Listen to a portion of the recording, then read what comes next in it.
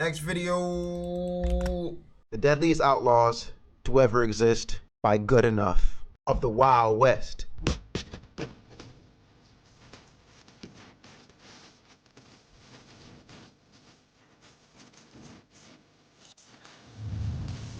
Come on!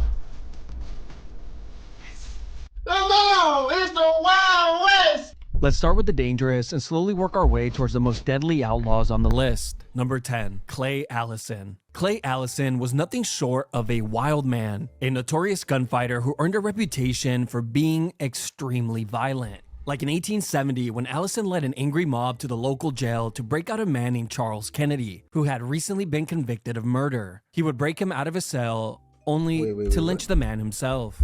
What? But for Allison, What? gunfighter who earned a reputation for being extremely violent. Like in 1870, when Allison led an angry mob to the local jail to break out a man named Charles Kennedy, who had recently been convicted of murder. He would break him out of his cell only to lynch the man himself. But for Allison, the man was not dead enough. So he began to decapitate the man as well, placing his head on a stake and proudly displaying it at the local saloon. What? Which of course, traumatized all of the children who were coming in for a drink. Allison was such a wild man that he would oftentimes be seen riding his horse through town, completely naked, with nothing but his pistol on his hip. You a fucking But my favorite incident was when this Allison nigga was fucking the heads. I know what you were doing, you fucking freak. You a freak. accepted a dinner with nothing but his pistol on his hip. But my favorite incident was when Allison accepted a dinner with a man named Chunk Colbert. Chunk was a notorious gunfighter who was rumored to have killed 7 men up to this point. And it was no secret that Chunk wanted nothing more than to see Allison dead. Okay. Now, of course, Allison knew this, but he still accepted Chunk's dinner invitation nonetheless. While in the middle of eating dinner, out of nowhere, Chunk would jump out of his chair and quickly drawing his gun to shoot Allison dead, only to hit the edge of the table with his pistol. Damn, you suck. Which prevented him from raising it up any further. Allison and fucking in one bops swift his motion, ass. Allison drew his weapon, shooting Chunk between the eyes. Wild When West. asked by the locals why on earth would he ever accept dinner with a man he knew wanted to kill him, to which he replied, "Because I didn't want to send a man to hell on an empty stomach." Okay. Number 9, Cherokee Bill. I'm not gonna lie, that nigga Clay Allison kind of fire, boy. We need that boy on Red Dead Redemption. He kind of fire, boy. Crawford, empty stomach. Number 9, Cherokee Bill. Crawford Goldsby, or better known as Cherokee Bill, was an infamous outlaw who was responsible for the murder of 8 to 13 men. Bill would become an outlaw in like a 1894 at the age of 18, when he would confront a man that had beaten up his brother. But once he was face to face with him, he realized he didn't want to get beat up as well. So he would just end up shooting the man instead. And from this point on, he would live the rest of his life on the run as a wanted criminal. Shortly after this incident, Cherokee Bill would join an outlaw group called the Cook Gang, which specialized in robbing banks, trains, and stagecoaches. Cherokee Bill's crime spree was long and involved many heinous crimes. But to better understand this man's insane work ethic, let's just take a look at a small section of his crime spree. Starting with June 17th, 1894, when Bill shot and killed Deputy Sheriff Sequoia Houston in a gunfight. Then 1 month later, Bill would even clock in for holiday pay, shooting and killing 2 men on the 4th of July. Damn. Then 2 days later, on July 6th, he was rumored to have killed a railroad worker. Nigga, we Then trying a to few weeks celebrate later, on freedom. July 30th, Bill and the Cook Gang robbed the Lincoln County Bank in the Oklahoma Territory. As you can see, Bill's crimes were non-stop, and they would continue at this pace until the day he was caught, which came on January 31st, 1895. But even in jail, Bill's silver-tooth activities would continue, as he somehow managed to get his hands on a revolver. And in an attempt to escape, he would end up shooting a jail guard in the stomach and back. But it would all be for nothing, as he would be locked back up in his cell. Those jails obviously sucked back then, because how the hell did this man get a gun in there, dude? I'm imagining in this day and age, I'm like, what? How the fuck was he able to sneak a gun in there? But remember that one case, dude? Remember that one case in England where the guy had a gun in down his back the whole time and ends up shooting the fucking sheriff? So man, I don't know, maybe he was down his back, up his ass, something. Back. But it would all be for nothing as he would be locked back up in his cell. And on March 17th, 1896, Cherokee Bill, the most infamous outlaw of the time, would be hung for his crimes. And just moments before his execution, he was asked if he had any last words, to which he replied, "I came here to die, not make a speech." Which is just a total cop-out, since the man obviously had a fear of public speaking. Number 8, George Parrott. Now, most of the outlaws from the Wild West had some of the coolest nicknames. Names like Billy the Butcher, Shotgun John Collins, Pistol Pete, Okay. James Wild Bill Hickok, Kevin Black Eye McLuffin, Texas Jack, Okay. Bronco Bill, Okay. the Kentucky Cannonball. Oh no. The last one might still be up for debate. Yeah. But my point is, most outlaws had really cool names. But sadly for George Parrott, he got stuck with one of, if not the worst one, as he would be known as Big Nose George or Big Beak Parrott. You do got a fucking And nose with a on nickname you. like that, it's no surprise that the man was very angry and went on to commit some of the most disgusting crimes. You gonna kill From niggas robbing over a trains, nose? stagecoaches, and cattle to the classic Wild West pastime, cold blood. It's not even that bad of a nose, bruh. You gonna kill niggas over that nose? Bro. Look, bro. I seen bigger noses than that, bro. Look, bro. Look at this, bro. I'm gonna look up celebs with big noses. Look at this, bro. Come on, bro. We can find some fucking noses on us, bro. Look, I was gonna say, Lady Gaga got a nose on her, dude. Huh? That's a fucking nose right there, man. And you don't see her out there pew, pew, pew, pew, pew. Over a nose, bro. Over a nose? Who else got a big nose? Jennifer Aniston, they can never make me hate you. I won't push you up here. Look at this guy. Look at this guy. Come on, man.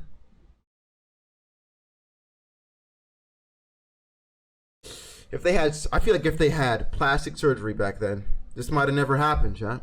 If we're being for real, if they had plastic surgery back then, might have never happened. Parrott. And with a nickname like that, it's no surprise that the man was very angry. Could have And prevented went a on to killer, commit man. some of the most disgusting crimes, from robbing trains, stagecoaches, and cattle, to the classic Wild West pastime, cold-blooded murder.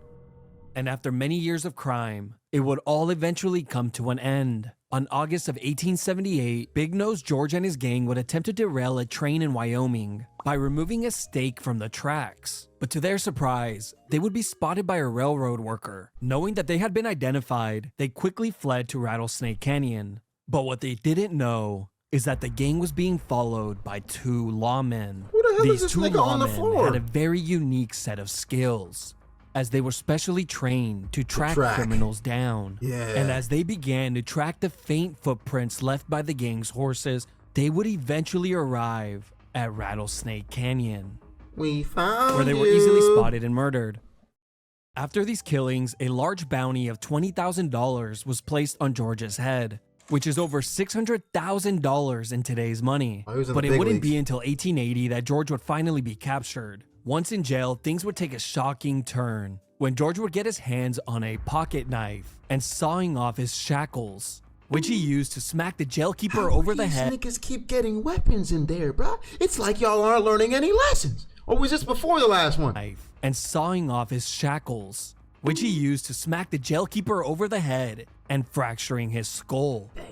Only to be held at gunpoint by the jailkeeper's angry wife, Shoot who her was ass. Shoot his obviously ass. very disgusted with what she saw. Shoot his ass. Her once ugly husband was now ugly and deformed.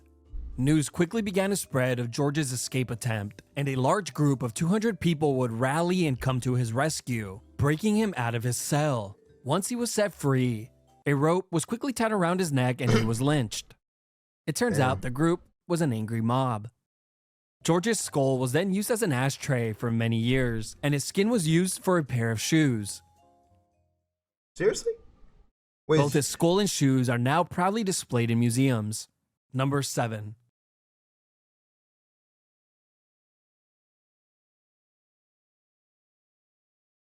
they were different back then, dude. Everybody says they want to go live back then in those times. Are you sure? Are you sure? I was born in the wrong era. Are you sure you were born in the wrong era? Are you positive? Are you positive you were born in the wrong era, bro? It's all niggas say on fucking Twitter and Instagram. I was born in the wrong era, dude. I swear to God, I would live such a better life back then. First of all, stop lying to yourself. Stop. It was shitty as hell back then. 2, if you black, you definitely shouldn't be saying that shit. Shut your ass up and sit your ass down. This is the best era you could have ever lived in. 3,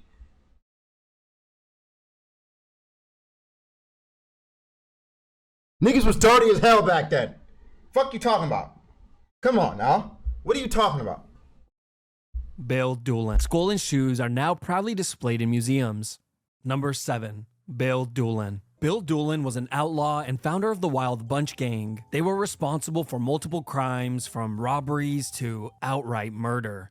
Doolin's crime spree mostly took place in the Oklahoma and Indian Territory and lasted from 1892 through 1896. But it wouldn't take long for the Wild Bunch to become one of the wealthiest and most powerful gangs in all of the Wild West, amassing an estimated value of... Sorry, bro. Let's just pause. This man's drawings are like, what the fuck, dude?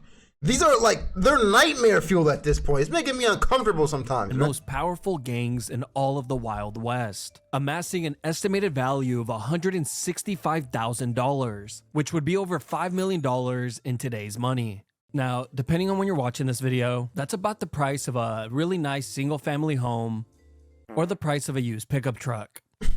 The gang was so successful at robbing trains and banks, the states had no choice but to place large bounties on all of the members. They were wanted dead or alive. And by 1895, most of its members had been killed, either by lawmen or bounty hunters who were out seeking the reward. Bill himself would be captured and jailed on January 15th, 1896. But just 6 months into his jail sentence, he would manage to get his hands on a revolver, sticking up one of the jail guards and forcing him to unlock the jail door and escaping, leading to a massive manhunt that would end with Bill being cornered inside of a farm. Surrounded by lawmen, he was ordered to come out peacefully. And a few moments later, Bill would walk out and shot dead and shooting at everyone that surrounded him, only to be instantly put down with a shotgun blast. Fuck it, if you don't go out, go out with a bang. Is never a good idea. Number 6.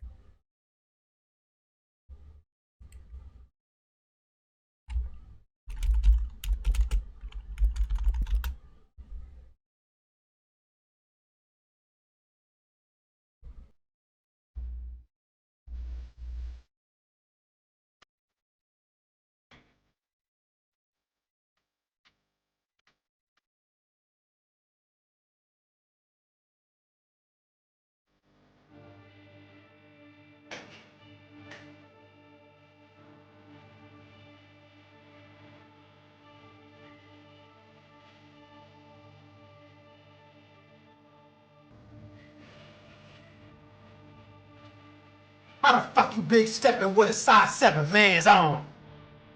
Like, nigga, what's up?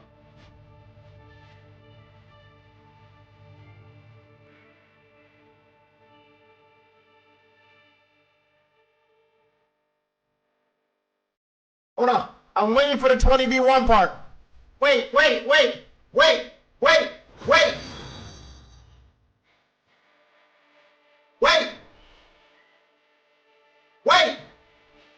50s.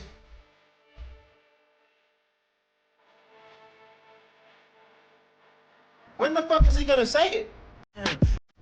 Okay, right here. I'm at the top of the mountain, so you tight now. Just add this talk with your ass. I had hike down. Big difference between hike then and hike now. What the fuck is this, a 20v1, nigga?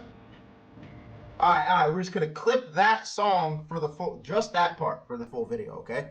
What the fuck is this, a 20v1, nigga? That's it. Only clip that part out. Don't listen to the rest, alright? Alright, just want to make sure. I had to add that in there. I had to make sure. Alright, bro. Okay. Sorry. It turns out that a 1v20 is never a good idea. Number 6. Jim Miller. James Brown Miller, or better known as Killin' Jim or Killer Miller, was an outlaw, a professional hitman, and a lawman. Killin' Jim was a notorious gunman who is considered one of, if not the most violent man of the Wild West. It's estimated that he killed a minimum of 12 men, but some reports claim that the number could have been as high as 50. Those reports, of course... I feel like nowadays, I could be tweaking, but I feel like nowadays, 12 don't feel like shit. I feel like that's normal for mass killers nowadays, bro. I feel like 12 niggas is like a walk in the park in 2024. I killed 12 niggas. All right. You know?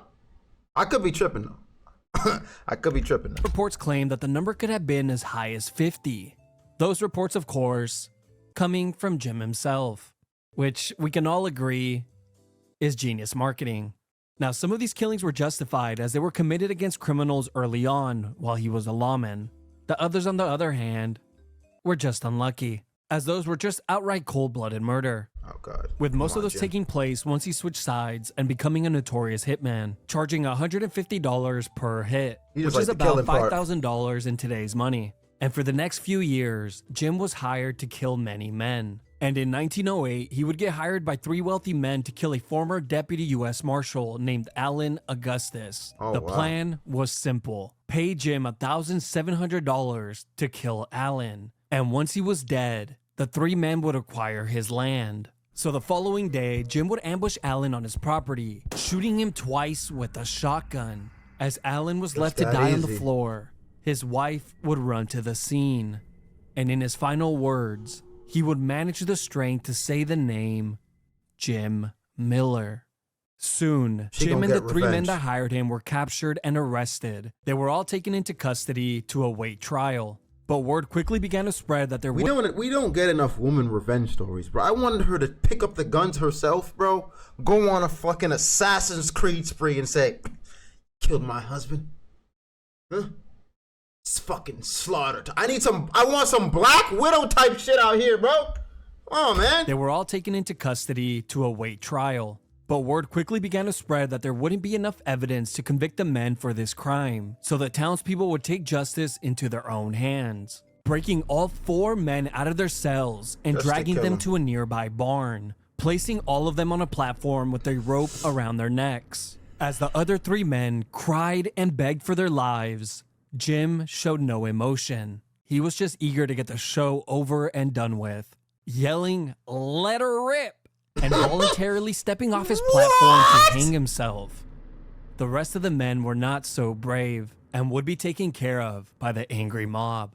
Number 5, Sam Bass. Sam Bass was an infamous train robber and the leader of a gang called the Sam Bass Gang, a gang that would become famous when they pulled off the largest train robbery in American history. Before we get to that, let's first cover Sam's origins. Believe it or not, Sam tried to live an honest life, working many jobs. He was a cattle wrangler, a horse racer, an advertising sign spinner.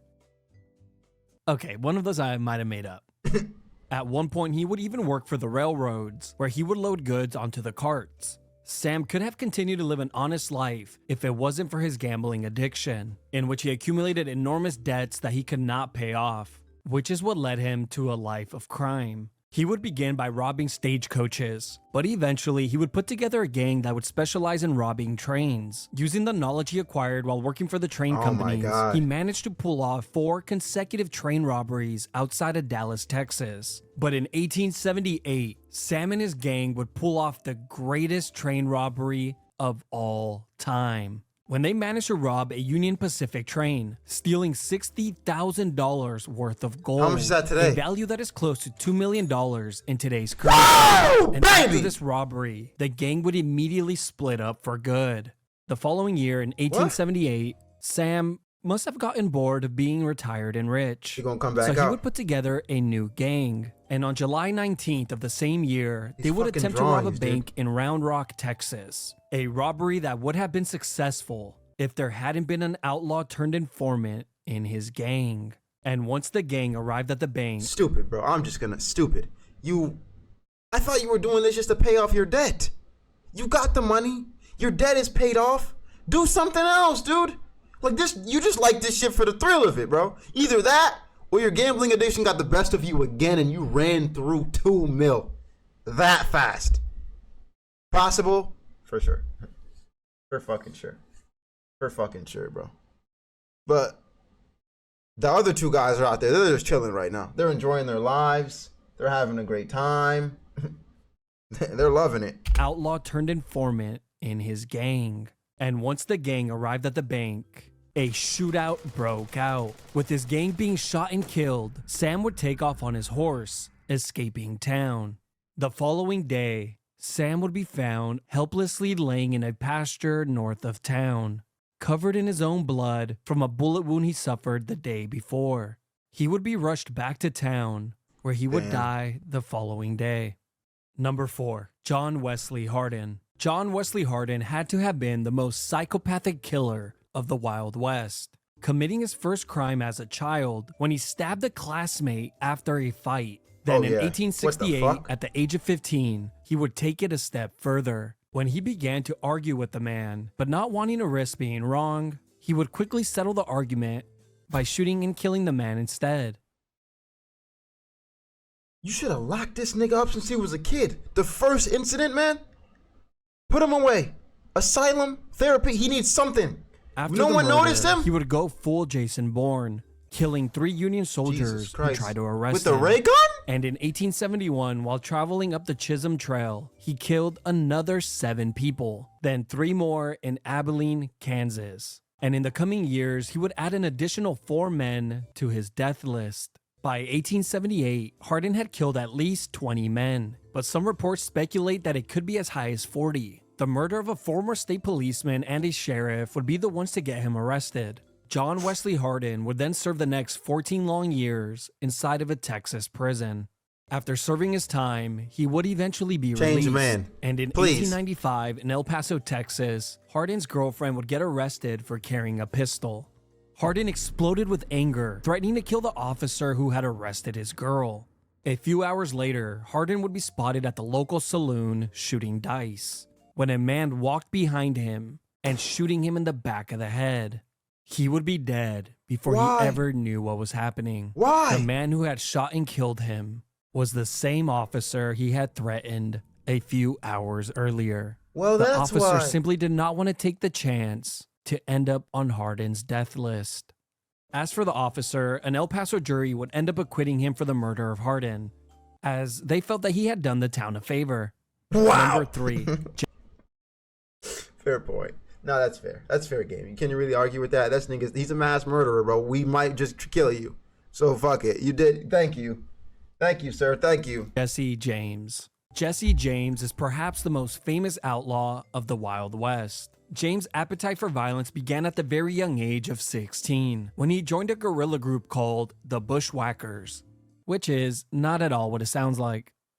The Bushwhackers were a pro-Confederate guerrilla warfare unit during the Civil War and carried out some of the most atrocious crimes against Union soldiers and anyone who supported them. Let's just take a quick look at 2 of these incidents. Beginning with the Lawrence Massacre of 1863 in Kansas, where 150 unarmed men and boys were killed. Then there was the Centralia Massacre of 1864 in Missouri, where 24 unarmed soldiers were executed. A young Jesse James took part in both of these incidents. 150, but now that you know exactly who Jesse James is, let's continue. After the Civil War had ended, Jesse, his brother Frank, and some former Confederate guerrillas would come together, creating a gang called James Younger Gang, which would soon become the most feared outlaw gang in all of American history. The gang would first begin by robbing banks, trains, and stagecoaches. Now, the reason this gang was so feared was, well, they never hesitated to kill anyone who got in their way. The door guy at the bank. Shot. The bank teller. Shot. The man who just happened to walk into the bank while they were robbing it. Damn. The little orphan who previously got squished crossing the road in the second video. Stop! Okay. The James Younger Gang terrorized the U.S. from 1869 through 1879, robbing over 20 banks and countless trains during this time. Now, the crazy part is that Jesse James and his gang were treated like local celebrities, since they were seen as standing up for the Confederate movement. They were constantly sensationalized and romanticized in the newspapers, which garnered them a ton of local support. It actually got so out of hand that when the gang robbed the banks and stagecoaches, crowds would begin to form and watch from the sidelines, Till he shoots hoping one to of y'all. get a peek. But after 10 long years of crime, the gang would finally dwindle down, as many of the members began to die in shootouts. Yeah. And by 1879, only Jesse and his brother remained. Kill him! With the bounty on Jesse's head becoming larger and larger, he would ask the Ford brothers to move in with him, as the brothers were the only two people he trusted, as they had been members of his gang in the past. They agreed to move in. And on the morning of April 3rd, 1882, while James was hanging a picture frame up on his wall, one of the brothers shot him in the back of the head. The two brothers collected the reward money shortly after, and were later exonerated for the murder. Number 2, Billy. Who can you trust? Who can you trust, bro? Who can you trust?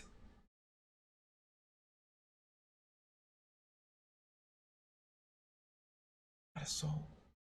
In a field like that? In a field like that, not a soul, man. Not a fucking soul you can trust in a field like this, dude. Not a fucking soul, man. The Kid after, and were later exonerated for the murder.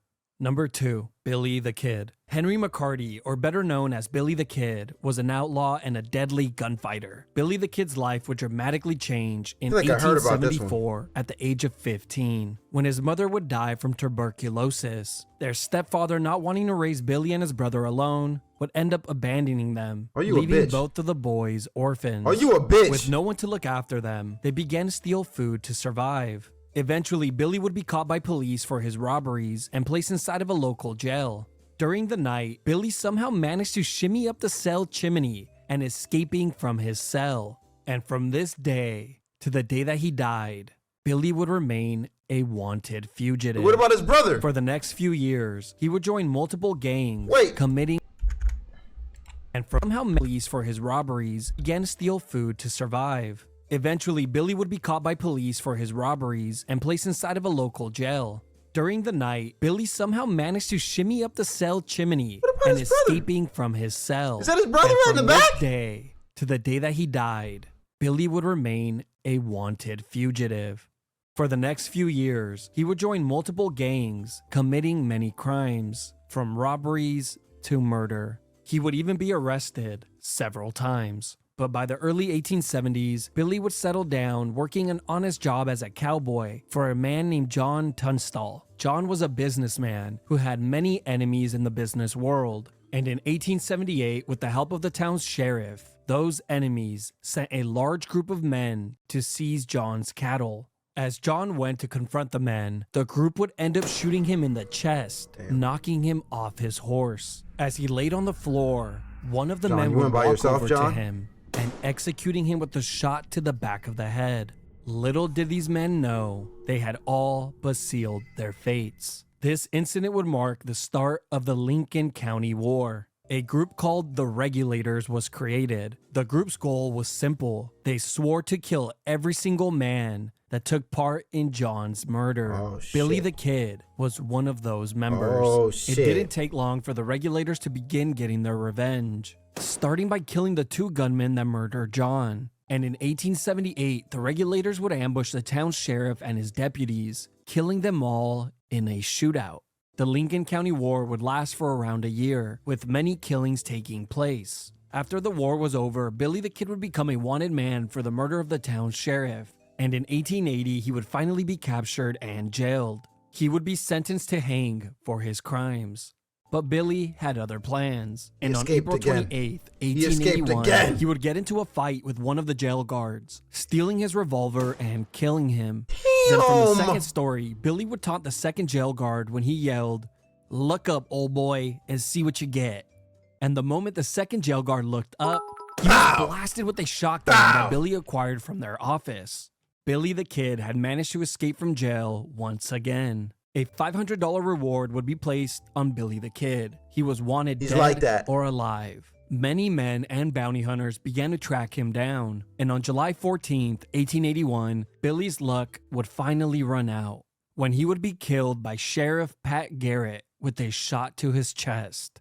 Billy the Kid would go down in history as one of the most legendary outlaws of the Wild West. It's speculated that Billy had killed around 21 men during his short time on Earth and was just 21 years old at the time of his death. Oh, wow. Number 1.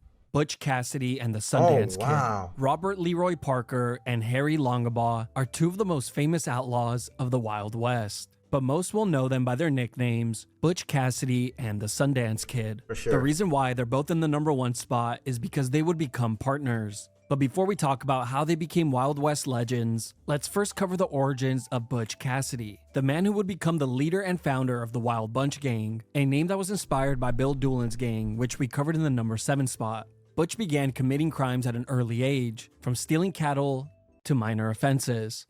But it wouldn't be until June 24th, 1889, that he would cement himself as one of the most brilliant outlaws the world had ever seen. When Butch and 3 others successfully robbed the San Miguel Valley Bank in Colorado, escaping with around $24,000, which is equivalent. These fucking banks are just too easy, bro. The banks, the trains, the fucking carriages, it's free game back then, dog. That's what it just seems like. You could just walk up in there, easy robberies, dog, easy. Damn. Y'all didn't learn from any past experience? They're robbing our banks pretty quick, bro. You should probably lock down on security. No one thought about that? Ducky, it's my birthday today. I'm 14 now. Happy birthday, bro. Like, no one thought about that, dude? To around bank in Colorado, escaping with around $24,000, which is equivalent to around $800,000 today. The reason why a robbery this large was successful was thanks to Butch's meticulous planning, as he scouted the targeted area for weeks, taking every single escape route into consideration. Butch also had custom leather bags made to withstand the weight of the loot that was to be collected. He would also create an escape system where multiple horses would be stationed along the escape route, creating a relay system of fresh horses, guaranteeing that anyone pursuing them would not be able to keep up. Butch simply left nothing to chance. Tactics like this were the reason Butch and the Wild Bunch Gang were successful in robbing multiple banks and trains for over a decade. Now, the most shocking part is that Butch and the Sundance Kid never shot or killed anyone during these robberies. What? How these niggas letting you get away with robbing banks for 10 years? 10 years? Year or two, maybe? These niggas like the Pink Panthers. How long have the Pink Panthers been running, bro? How long have the Pink Panther gang been out, bro?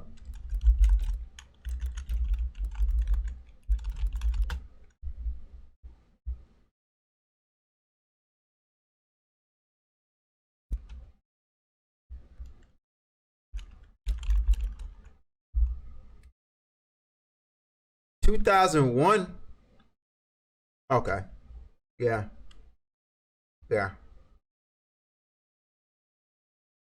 But the Pink Panthers got mad members, bro.